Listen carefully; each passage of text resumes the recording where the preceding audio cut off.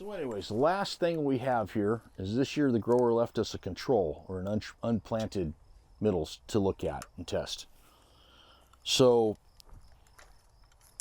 this is basically kind of a normal picture for a lot of walnut orchards, in that this is what they would call a native, what we call, some people call it weeds, some people call it a native vegetation cover crop. Cover crop would be a planted, managed, with intention to manage planting. This is just whatever came up out here. So what we get out of this is indicators of soil type, soil chemistry, and a whole lot of stuff that manages to seed as early as possible. So we've got some brome in here. We've got some foxtails, which is actually a hair barley. I see some bindweed, a little bit of burr clover, some orange thingies, some willow herb. So some of these weeds in here are things that we don't want.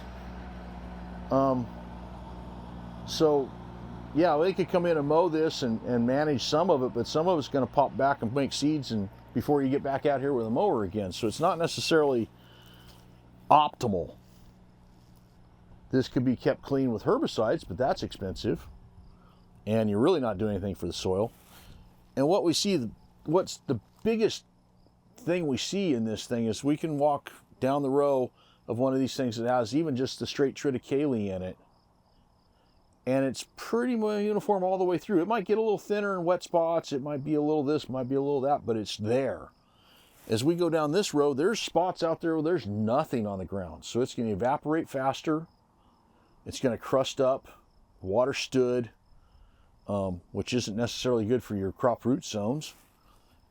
There's bindweed out there, which a mower's never going to touch, no matter how big and bushy and full of flowers it gets. So it's just going to get thicker and thicker over time.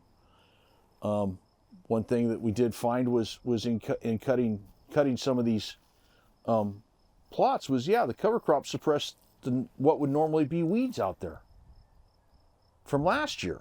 It's like, okay, they're not here this year. Where'd they go? Well, they got suppressed last year. They're less. They're not necessarily gone away, but they're less. And this stuff, you know, weeds being weeds, don't have a particularly deep root system. They're very opportunistic and they're very early to mature. So they're not necessarily going to make a whole lot of biomass before it's like, okay, I'm done. I'm throwing seed all over the place so I can come back next year. Without cultivation, which used to be the way you kept this clean, basically what you get is what you get. You could call this a cover crop, but I wouldn't necessarily call it a cover crop. I'd call it soil coverage. But it's not doing you a whole lot of good versus if you had a legume in here, or even if you just had a whole thick stand of burr clover in here. Well, that's going to actually add some nitrogen.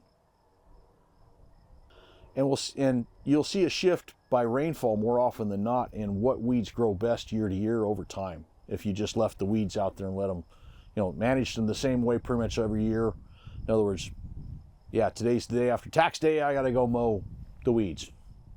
And you do that every year. Well, one year they're all headed out and dropping seed all over the place, and then you got a year like last year where it's like they're not quite dropping seed yet. So you have less weeds the next year, but it just bounces back and forth. There's no uniformity to it, no other things going on. So biomass in this thing, you'd have to look pretty hard to find enough to actually measure. Sometimes, yeah, maybe there's more than there was in the cover crop, but for the most part, there's probably not that much. We have a lot more open ground here, so we're going to have a lot more evaporation. We're not going to have, the soil temperature is going to be higher. I'm going on the assumption that basically the termination management of the cover crops in here are going to be mow it and leave it lay there, and then come back in 60 days and mow it again 30 days prior to harvest or whatever type of thing. Between the water being added by the sprinklers and the natural biology in the soil, they're going to break all that stuff down and make it go away. This may or may not go away all that well. Actually, some of this stuff might resprout this summer, so you're chasing your tail on it. The amazing thing is this row and the next row over did have forage triticale planted in it last year.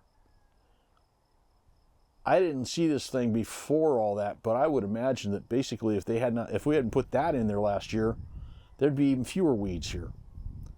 because we're back to that soil. The soil biome's been woke up. There's something there to support life again. I've seen a lot of dead dirt in my life, and usually it's because, yeah, they didn't leave anything on it.